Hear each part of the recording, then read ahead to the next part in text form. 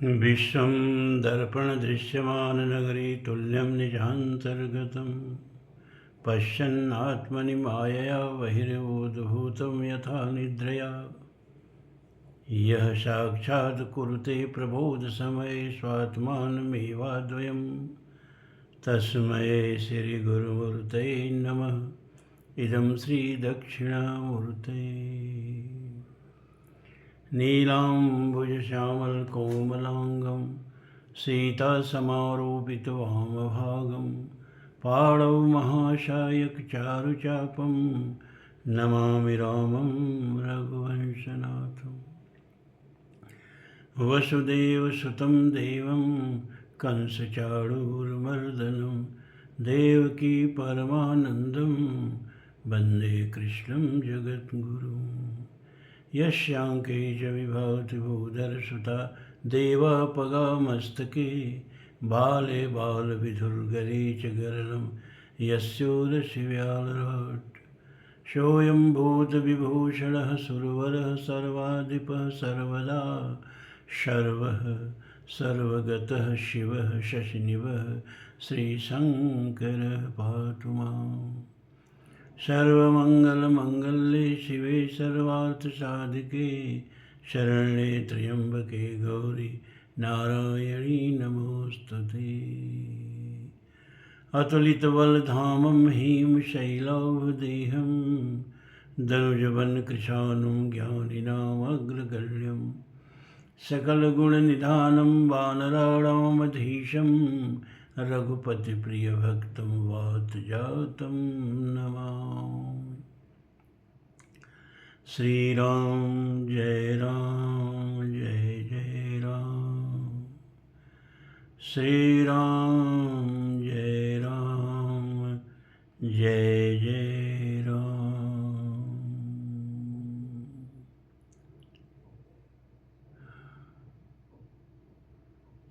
धर्म प्राण सत्संग प्रेमी सज्जनों, इस समय गीता का 16वां अध्याय समापन की तरफ बढ़ रहा है। दैवासुर संपद विभाग, इसमें दैवी संपदा और आसुरी संपदा को बड़ी विस्तार से भगवान समझा रहे हैं। अब देखें आप इस अध्याय का 21वां श्लोक।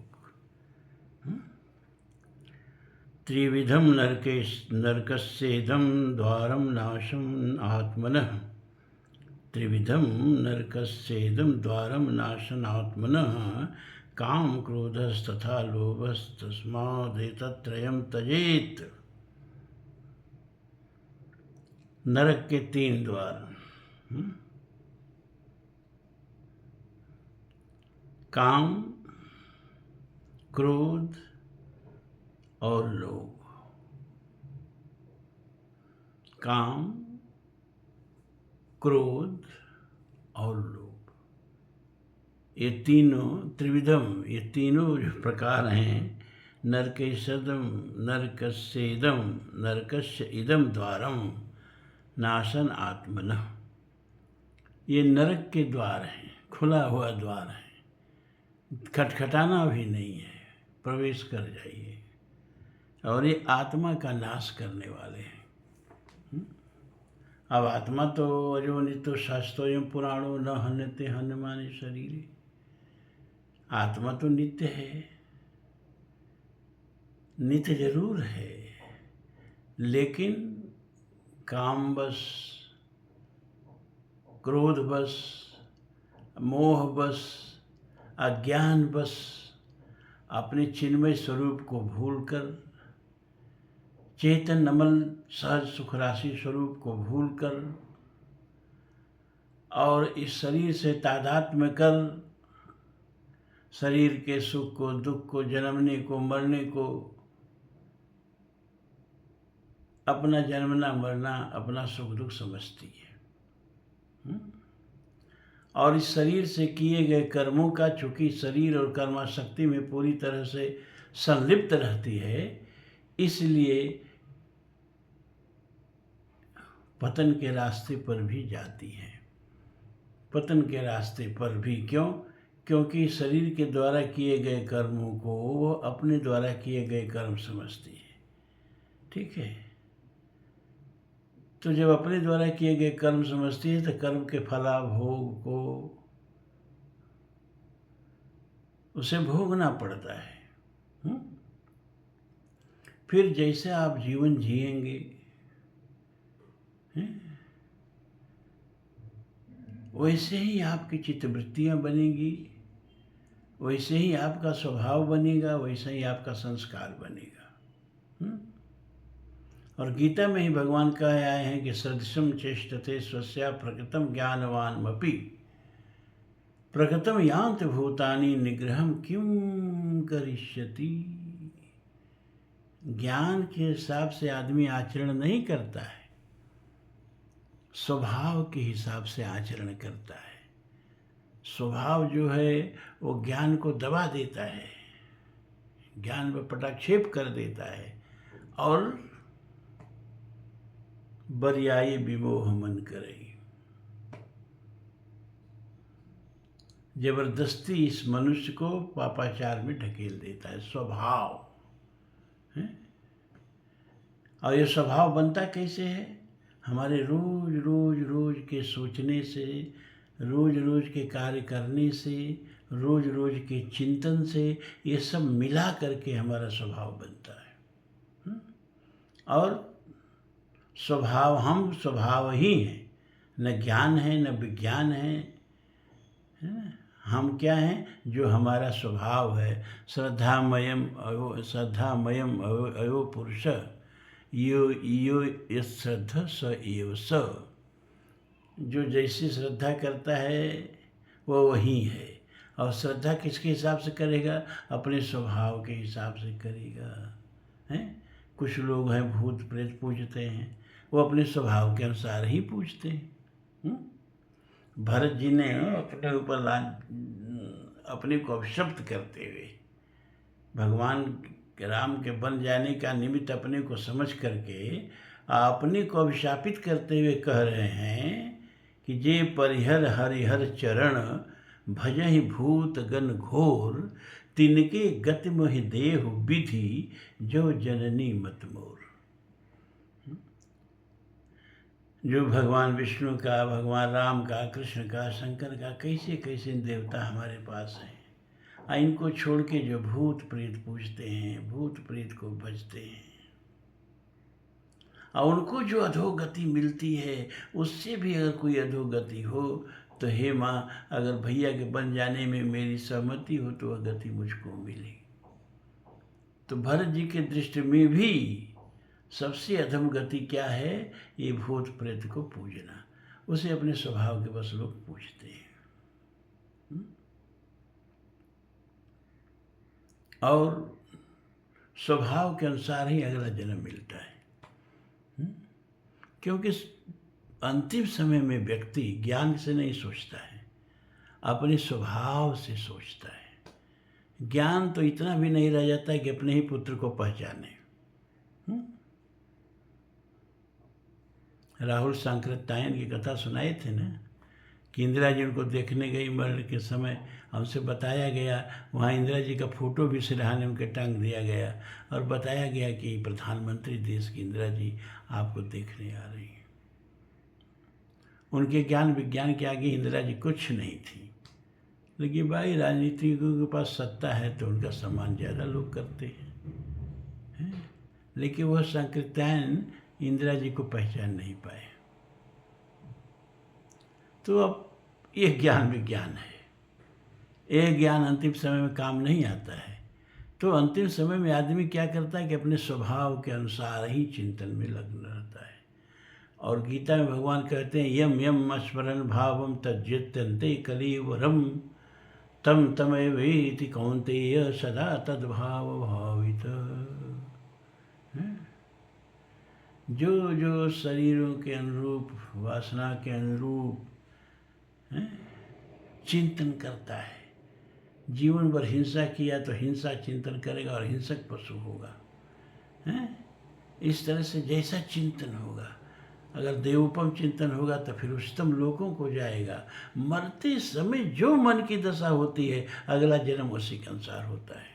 और मन की दशा जो है वह जीवन भर में जो आपने स्वभाव अर्जित किया उस स्वभाव के अनुसार होती है। स्वभावम प्रवर्तते, स्वभाव ही प्रवर्तित करता है। सदृशम चेष्टते स्वस्या प्रकृतम ज्ञानवान वपि, प्रकृतम माने स्वभाव।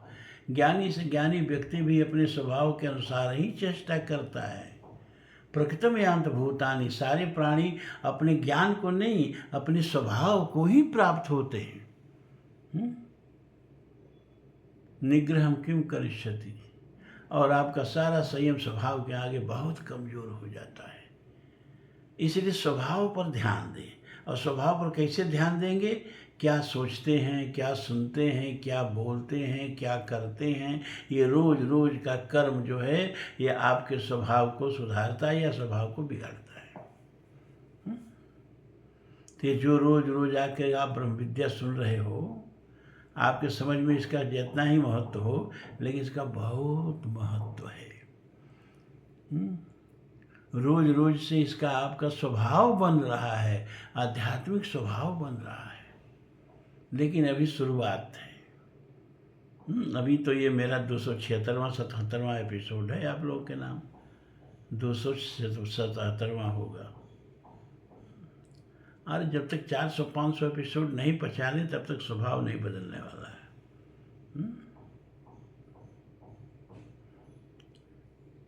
अभी तो 277 एपिसोड सुने, 400-500 एपिसोड सुनते सुनते आपके में परिवर्तन आपको नजर आने लगेगा। तो काम का जिनका स्वभाव हो गया है, काम ही नार प्यार जीवी,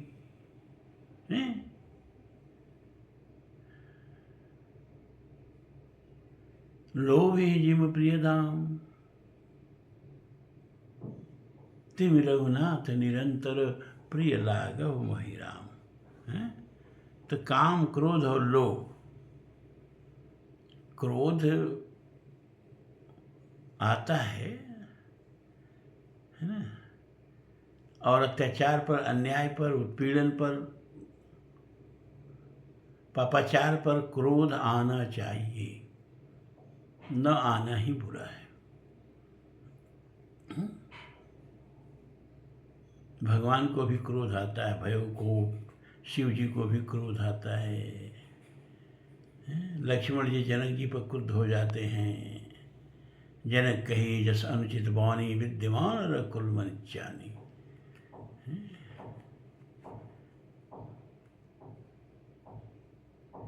तो लेकिन क्रोध पर हमारा नियंत्रण होना चाहिए, हम पर क्रोध का नियंत्रण न हो जाए।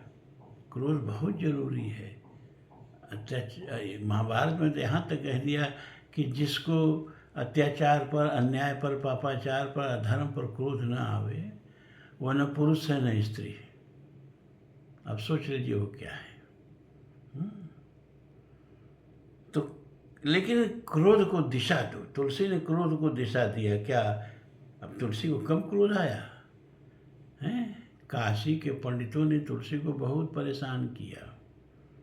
एक वेश्या को पैसा वैसा दे करके ले आए सब, और कहे कि इसको तुम ज़रा इस पर अपना प्रभाव डालो, और जब तुमसे ये फंस जाए तब हम लोगों को बताना, तब इसको मार करके मुंह में काली पोत करके काशी से बाहर निकाला जाएगा। तुलसी का अपराध क्या था? तुलसी का अपराध ये था कि संस्कृत में राम कथा न लिख करके भाषा में लिख रहे हैं, जन भाषा में लिख रहे हैं, और कह रहे हैं कि का भाषा का संस्कृत भाव चाहिए साच, काम जो आवे कामरी काले करे कमाच। भाव चाहिए साच है। कीरत बनत भूत भल सोई, सुरसर सम सब कह हित होई।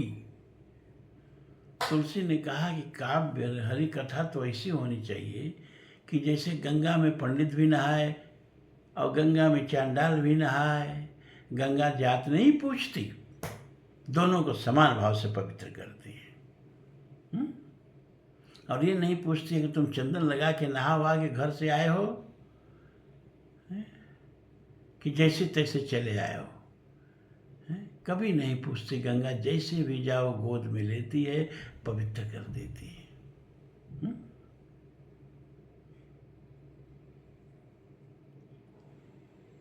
तो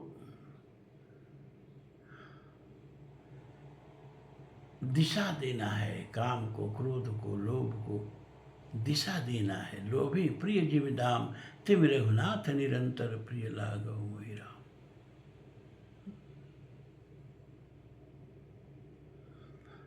तो कह रहे हैं भगवान कि ये तीन जो हैं वो भैया नरक के द्वार हैं, खुले हुए द्वार हैं, काम, क्रोध, लोभ। तस्मात इसलिए इस तीनों का त्याग करो, तीनों का त्याग करना चाहिए, इन तीनों को त्याग देना चाहिए।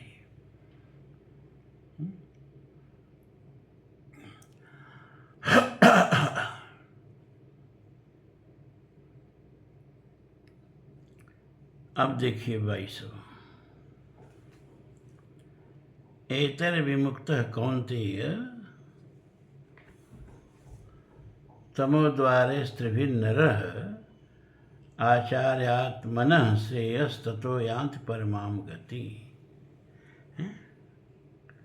तमोद्वारे त्रिभिद नर, ये जो तम के द्वार हैं, पतन के द्वार हैं, काम, क्रोध और लोभ, एतः विमुक्त, एक कौन्तेय अर्जुन, इनसे जो इन तीनों से, काम, क्रोध और लोभ के इस द्वार से जो तीनों से विमुक्त मनुष्य होते हैं, आचरते आत्मन श्रेय, और आत्मा के श्रेय के लिए, कल्याण के लिए आचरण करते हैं, और इस तरह आचरण करते हुए परम गति को प्राप्त हो जाते हैं।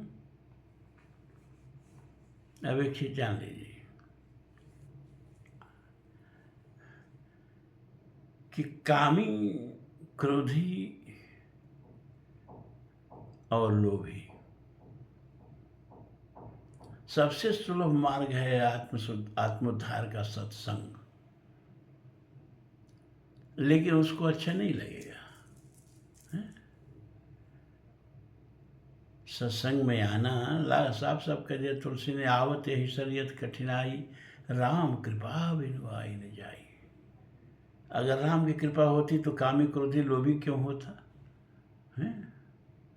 एक बार फिर भी मैं बार बार कह दे रहा हूँ कि काम को पूरा तिलांजलि नहीं देना है। काम को धर्म, भगवान गीता में कहते हैं ना, धर्माविरुद्ध लोक अस्मिन कामो, मतलब धर्म के अविरुद्ध लोक में काम भी मैं ही हूँ। कामो अस्मिन भरतर्षभ, काम भी मैं ही हूँ, लेकिन धर्माविरुद्ध, धर्म के अविरुद्ध, धर्मानुकूल काम भी मैं ही हूँ।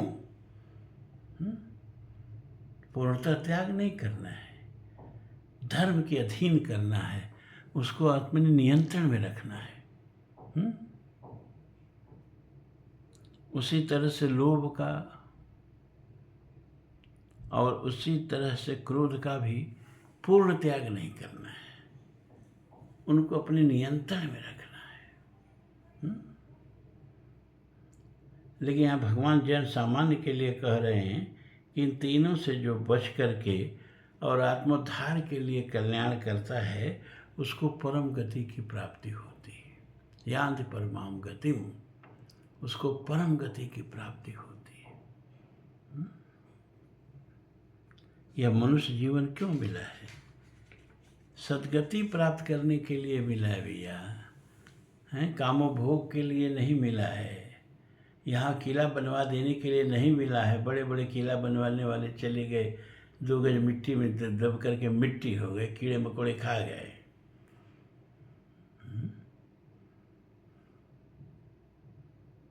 भर्तृहरि कहते हैं ततः किम, राष्ट्रपति होके भी मरे तो ततः किम, क्या हो गया? वहाँ ये नहीं देखा जाएगा कि अरे भाई ये राष्ट्रपति के पद से आया है, इसको कुर्सी दे दो। वहाँ देखा जाएगा राष्ट्रपति है कि प्रधानमंत्री है कि चपरासी है, नहीं, ये देखो इसने करके क्या आया है, इसके खाते में कुछ लोकोपकार है कि नहीं, कुछ परोपकार है कि नहीं। कुछ सत्कर्म है कि नहीं, कि केवल पद पर बैठ के भोग किया है? केवल धन कमाया है, धन भोग किया है और खूब महल वहल बनवाया है और अब यहाँ निहंग होके आके खड़ा है, इसके खाते में कुछ है नहीं, भेजो इसको नरक में। तो मानव जीवन का उद्देश्य होना चाहिए कि यही नहीं रह जाना है। और ये जो 50, 60, 70, 80 वर्ष का जीवन है, यही न जीते हैं लोग। 90 तक जाते जाते इंतजार करने लगते हैं घर वाले कब मरेगा, ये बुढ़वा एकदम घर बसा के रख दिया है।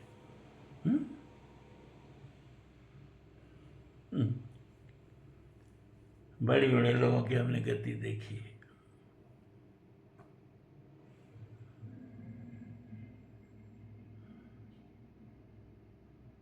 अब क्या यहाँ वर्णन करें, बस यही समझ लो कि अपना कर्म ही अंत में अपना होता है, कोई अपना नहीं होता है।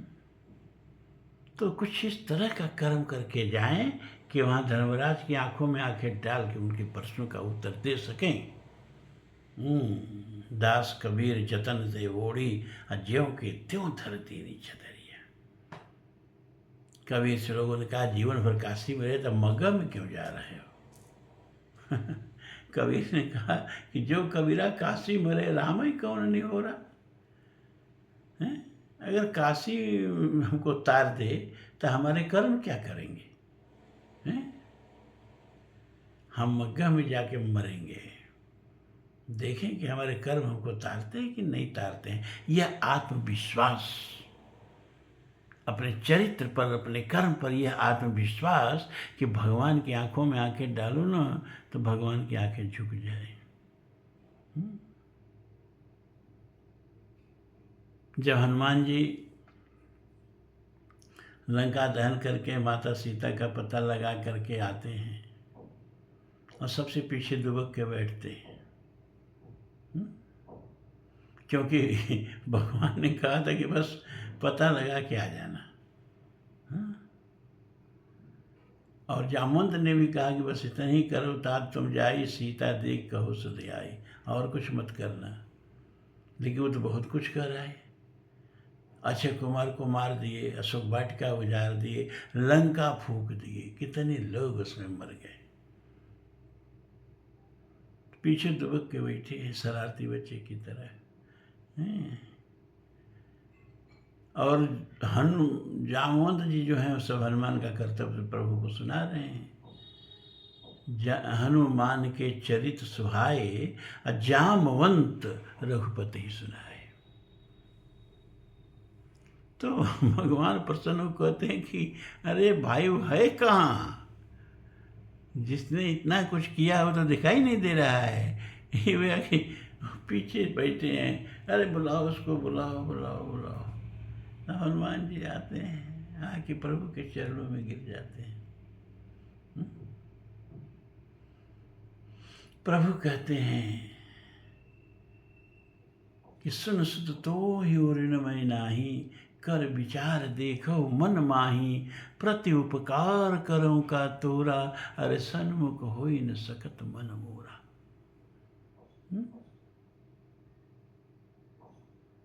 तुम्हारा क्या उपकार करें? अब मैं तो तुम्हारी आंखों से अपनी आंखें नहीं मिला पाता हूँ।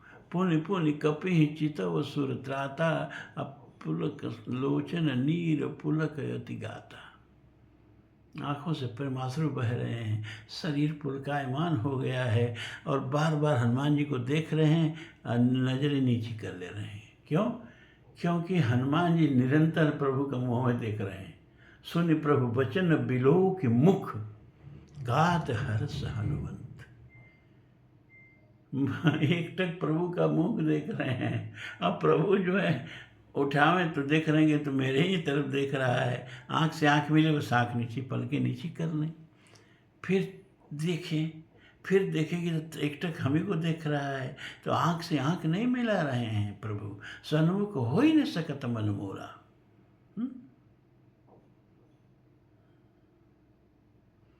यानी व्यक्ति अब सत्कर्म करे कि भगवान भी उससे आंख से आंख मिला के बात न कर सके।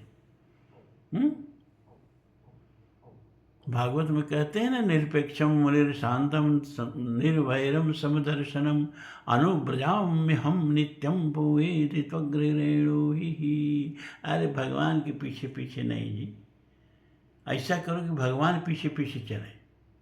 ऐसा मन निर्मल हुआ जैसे गंगा नीर, अब पीछे पीछे हरि चले, कहत कबीर कबीर, पीछे पीछे हरि चले।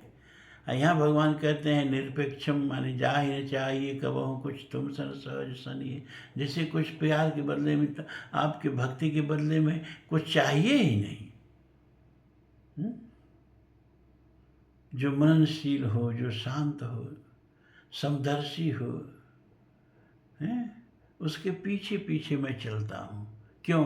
कि उसके चरणों की धूल उड़ के मेरे ऊपर पड़ी और मैं पवित्र हो जाऊं।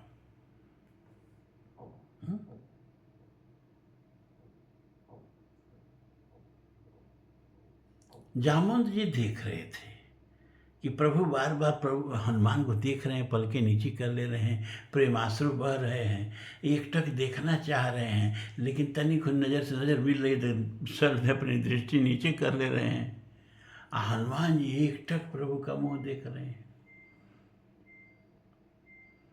तो जामवंत जी जब बाद में प्रभु के यहाँ डरते डरते गए, चरण स्पर्श करके हाथ जोड़ के गए, प्रभु एक बात पूछें? पूछो भाई, क्या पूछना है? क्या प्रभु आप हनुमान जी को देख रहे थे, फिर पलकी नीचे कर रहे थे, फिर देख रहे थे, फिर पलकी नीचे कर रहे थे, इतना ही जब आपका प्रेम नहीं हमा रहा था तो लगातार क्यों नहीं देख रहे थे? भगवान ने कहा सुना नहीं मैंने क्या कहा? सुन सुत तो वही ऋणमय नाही। अब आप बताइए जामवंत, किसी का आप कर्जदार हो, ऋणी हो, और धनी आ गया तो धनी से आंख मिला पाएंगे? जामवंत ने कहा नहीं प्रभु।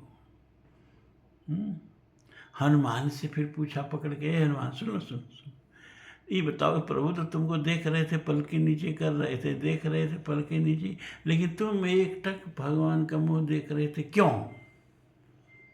हनुमान ने कहा कि जामवंत जी, प्रभु सुना नहीं क्या कह रहे थे? प्रत्युपकार करो का तू सन्मुख हो ही न सकत मन मुरारी। भाई प्रभु इतना मेरी प्रशंसा कर रहे थे तो मैं डर गया कि ऐसे ही प्रशंसा तो नारद की भी किए थे। रूख बचन बदन कर मृदु वचन बोले श्री भगवान, तुमरे सुमिरन ते मिटहि मोर मान मार मदमान। नारद की भी प्रशंसा कर रहे थे, लेकिन नारद फूल के कुप्पा हो गए उस प्रशंसा से। अगर भगवान के चेहरा देख लिए होते एक बार तो रूख बदन कर मृदु वचन, भगवान के चेहरे पर रुखाई थी, लेकिन आत्म प्रशंसा सुनने का आदमी वो सूप जैसा कान किए रहता है और आंख मूंद लेता है, कान से ही सुनना चाहता है प्रशंसा, असलियत नहीं देखना चाहता है। नारद जी भी वास्तविकता क्या है और भगवान का भाव क्या है ये नहीं देख के प्रशंसा में फूल जा रहे हैं। हमने कहा कहीं हमारी भी तो इसी तरह प्रशंसा प्रभु नहीं कर रहे हैं, लेकिन हमने देखा कि प्रभु तो गदगद भाव से, मुग्ध भाव से मेरी प्रशंसा कर रहे हैं। तब मैं क्या करता कि सुने प्रभु वचन बिलोक मुख, गात हर्ष हनुमंत, चरण परेव प्रेमाकुल, त्राहि त्राहि भगवंत। चरण परेव प्रेमाकुल, त्राहि त्राहि भगवंत। दो शरणागति मानस में है, हैं? दोनों अरण्य शरणागति है, दोनों अनन्य भक्त हैं, लेकिन दोनों दो तरह की शरणागति है। भरत जी कह रहे हैं पाहि नाथ कहि पाहि गुसाई, अब भूतल पर उलकुट की नाई। भरत जी पाहि पाहि करके शरणागति कर रहे हैं, हनुमान जी त्राहि त्राहि करके शरणागति कर रहे हैं। क्यों? ये आज तो नहीं बता पाएंगे, कभी इस पर प्रकाश डालेंगे। उठे राम सुनि प्रेम अधीरा। अरे भरत राम का जो मिलन है ना, उस ऊंचाई तक कुछ नहीं है।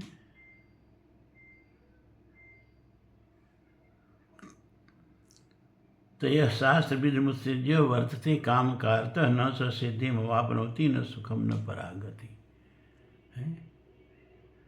जो शास्त्र विधि को छोड़ करके, उत्सृज्य माने छोड़ करके मनमाना आचरण करते हैं, न उनको सिद्धि कभी मिलती है, न सुख मिलता है, न परम गति मिलती है।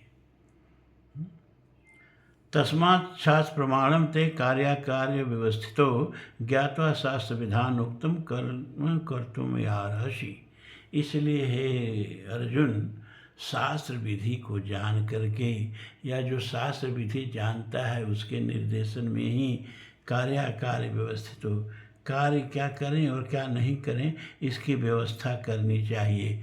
क्या करणीय है, क्या अकरणीय है, शास्त्रानुसार ही इसका व्यवस्था करनी चाहिए। ज्ञात्वा शास्त्र विधानोक्तम, शास्त्र के विधान को जान करके कर्तुम अर्हसि, कर्तुम इह अर्हसि, कर्म कर्तुम इह अर्हसि, हमें यहाँ कर्म करना ही योग्य है। क्या योग्य है कर्म करना?